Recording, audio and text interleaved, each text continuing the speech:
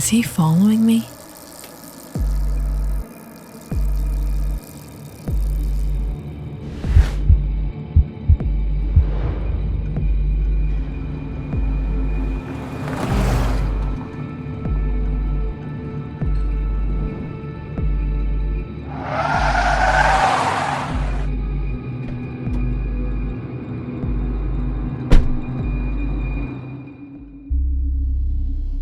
There's a man following me.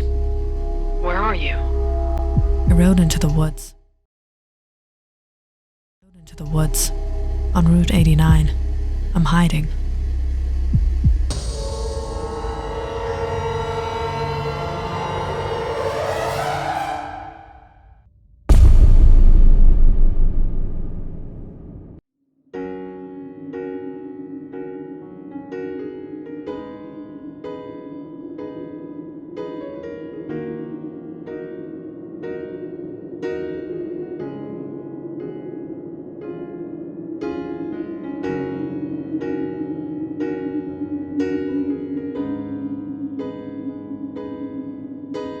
She is so beautiful.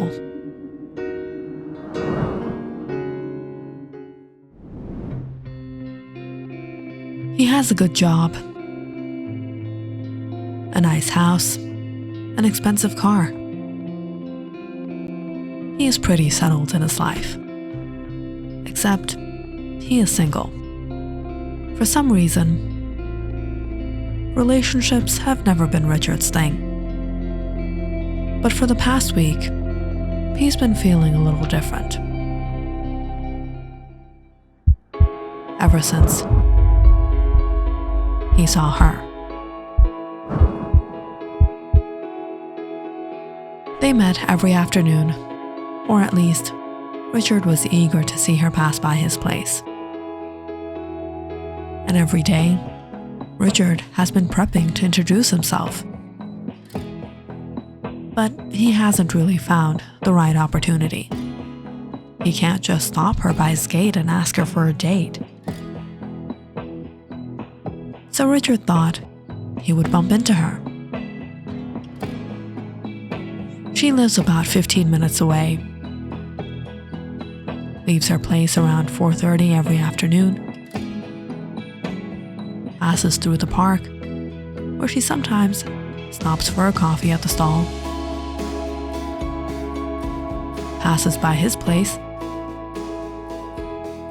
and alas, makes it to her evening class at the BII University at exactly 5 p.m. And Richard has to fit in his coincidental meeting right into this time.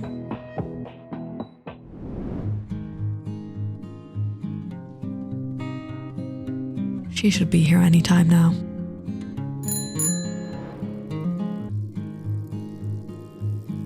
Getting a glimpse of her,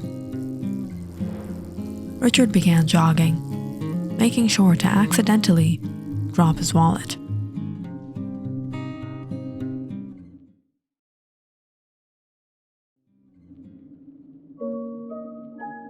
Hey, I think you dropped your wallet.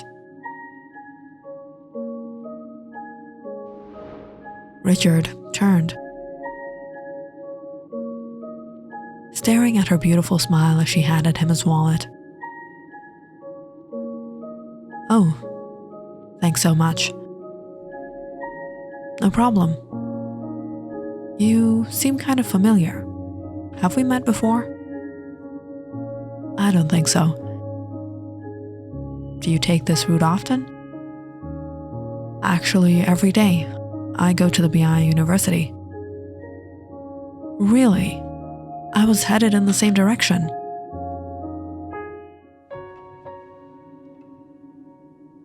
Do you live nearby? Yeah, on Walton Street. Richard.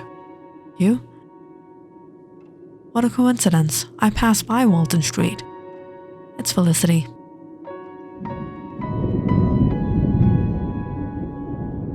I think we should hurry. It's going to rain. Richard and Felicity got talking. The minutes passed like seconds before they reached his place. This is my place. The rain is getting bad. I'll see you around.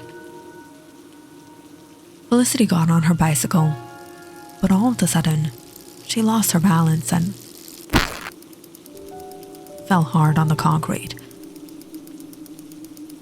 Are you alright? I think I bruised myself. Damn, I tore my shirt. You're bleeding. You should wrap that up. Why don't you come in? As Richard escorted Felicity in, the rain began to pour heavily outside. He quickly got out his first aid kit and a sweater of his. If you wouldn't mind, you can take this sweater of mine. Thanks. Hey, I owed you one. The bathroom is this way. As Felicity headed in, Richard quickly stirred up 2 cups of coffee. You have a really nice place. Do you live alone? Yeah, single as can ever be. Coffee?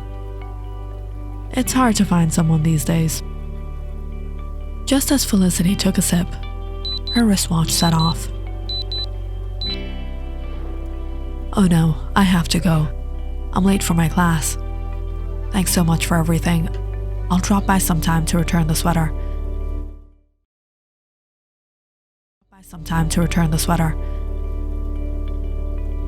Don't worry about it. You are really sweet. Take my number.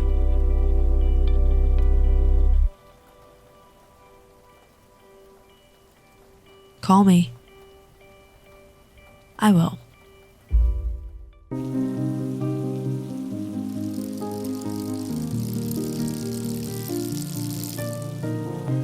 Young, beautiful, and entertaining. Richard chuckled seeing Felicity's number saved in his contacts. He didn't want to seem too desperate. He'd have to wait it out a little before hitting her up.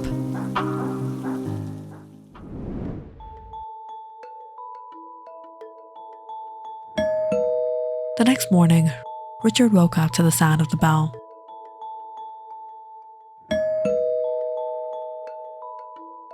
Who is it at this time?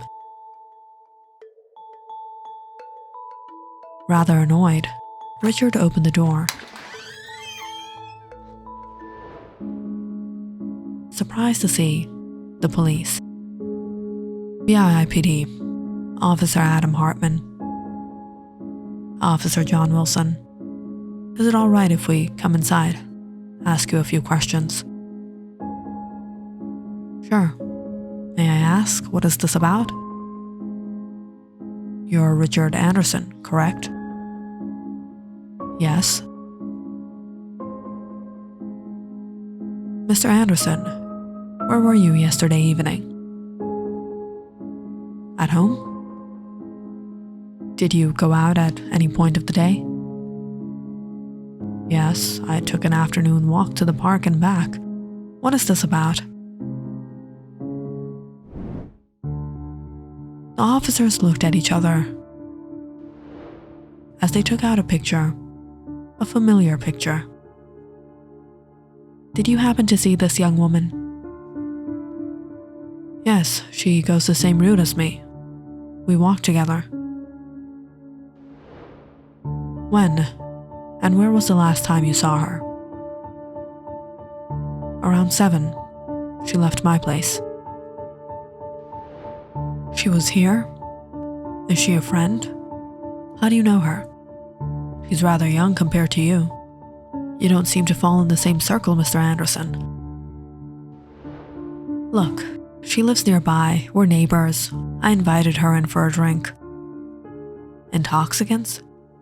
She's underage. No, for some regular coffee.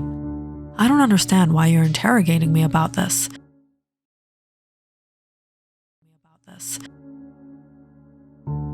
Mr. Anderson, Felicity Jameson has been reported missing since last evening. She didn't return home. What? She left for her class. She even gave me her number, asked me to call her. He hasn't been answering anyone's calls. Richard took out his phone and dialed Felicity's number.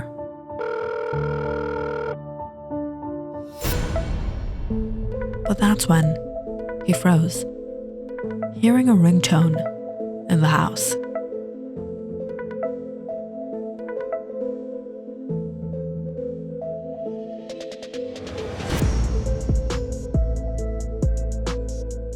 Why do you have her phone? I don't know how that got. She must have dropped it when she was here. Is that it? Or is there something you want to tell us, Mr. Anderson? I really don't know. Search the property. Mr. Anderson, we have reason to believe you are involved in the disappearance of Felicity Jameson. You're under arrest. As the officer locked his cuffs on Richard, he was thundered. You can't just arrest me like this. I don't know where she is. She just came over for 5 minutes yesterday. As Richard tried to explain himself, all of a sudden, Officer Wilson called out from the bathroom. Officer Hartman, over here. And after what they discovered in Richard's bathroom, Officer Hartman and Officer Wilson had no doubt of Richard's involvement. A blood-stained shirt of none other than Felicity Jameson.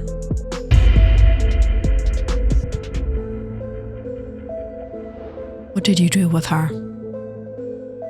She fell in the rain and bruised herself. I brought her in and gave her my sweater and a first aid kit. She must have left her shirt here.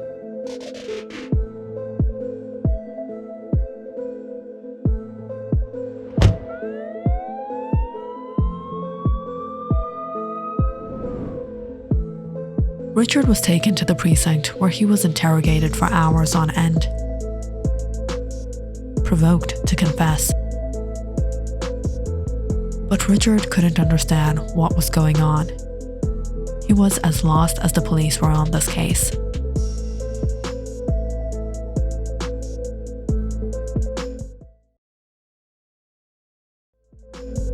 We can't keep him here like this. It's not a murder case. We haven't even discovered her body. At best, at this point, abduction. And we just received some information. She was spotted by someone known to her after she had been at his house. Fortunately, due to lack of evidence, BIIPD didn't have a choice but to allow Richard to go.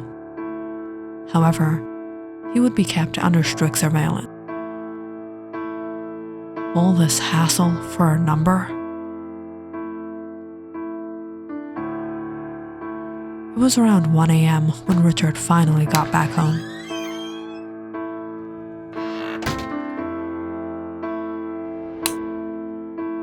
He turned on the lights, about to plop down on his sofa and shut his eyes, when he froze, seeing everything trashed.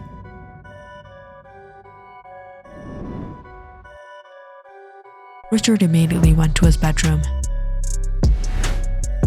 and checked his wardrobe, his savings. Everything was gone. He was robbed. What just happened?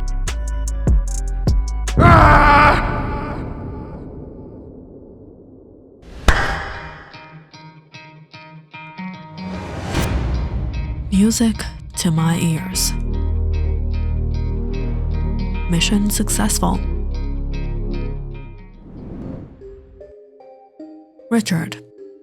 He has been a player his whole life. And even at this age, he has no control over himself.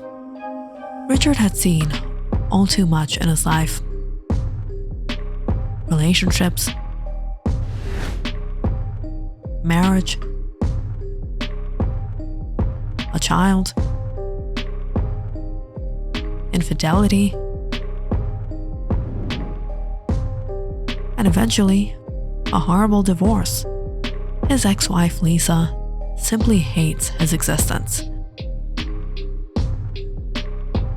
But for Richard, he chose never to look back. Yeah, he had to give alimony, which he didn't want to. But Richard was well-to-do. He had enough for himself and he was enjoying his life. Lisa, on the other hand, moved on with her life as well. But the one person that continued to suffer was their only child, Megan. Megan grew up hearing horrible things about her father, and she knew it was all true. Richard didn't spare anyone, even Megan's friends. He tried hitting on every girl.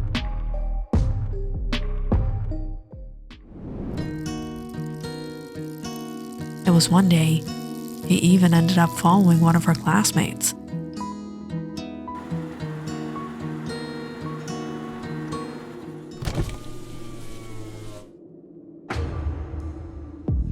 Looks like you could use some help. It's alright. This chain is always acting up. I'll get it fixed. It's getting late. Why don't I drop you off? I'll be fine, Mr. Anderson. Come on, you'll have a good time. No thanks.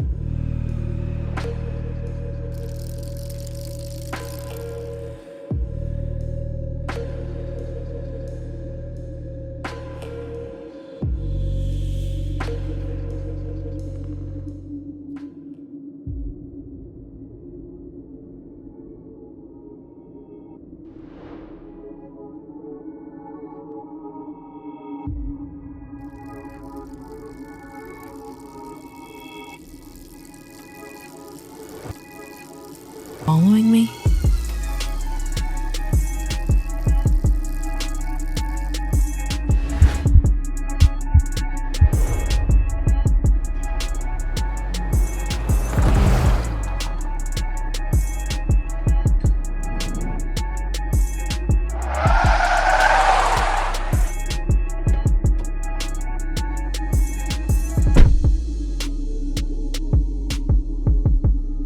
There's a man following me.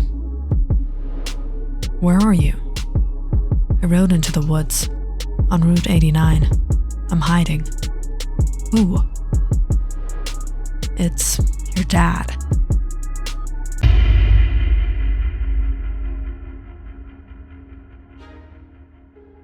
Megan was absolutely mortified in embarrassment listening to what her dad did.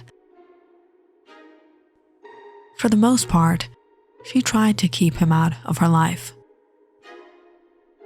But recently, after Richard denied paying her tuitions, things took a different turn. Megan couldn't believe his audacity after everything he did to her mother. And after completely sabotaging her childhood. Now this old man refused to give her money and instead wasted partying and dating girls her age. Megan sorely wanted to teach him a lesson, and she knew just how to do it. Felicity and Megan met at a criminal justice course in college. And when Felicity heard about Richard, she gave the perfect scheme, setting herself up as bait and framing him. Richard never kept $1 in the bank. He could never trust anyone. He had his own safe. And in the absence of her father, through her dad's security system, wiped his pockets clean,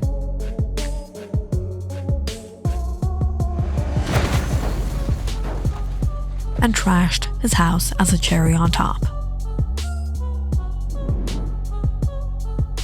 I hope he doesn't refuse to pay the next semester's tuition. or we're gonna have to do this again. You are so bad. I guess I am my father's daughter.